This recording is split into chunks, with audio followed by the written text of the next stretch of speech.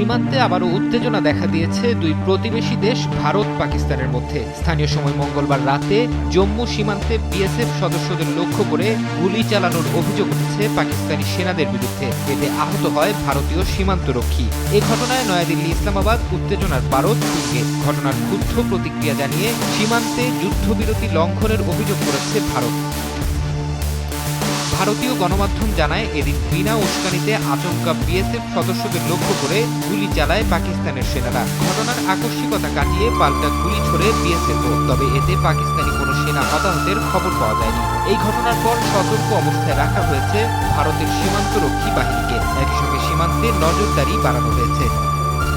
নিয়ন্ত্রণ রেখায় যুদ্ধবিরতি লঙ্ঘন করে ভারত কিংবা পাকিস্তানের গুলি চালানোর বিষয়টি বিরল। তবে এমন সময় এই ঘটনা ঘটেছে যখন কেন্দ্রশাসিত অঞ্চলটি বিধানসভা নির্বাচনের প্রস্তুতি নিচ্ছে। 18 সেপ্টেম্বর অনুষ্ঠিত হবে প্রথম দফার ভোট। জম্মুতে উত্তেজনা বাড়াতেই পাকিস্তান এমন আচরণ করছে বলে মনে করছেন কোনো রাজনৈতিক বিশ্লেষক। ফারহাদ চৌধুরী, সময় সংবাদ।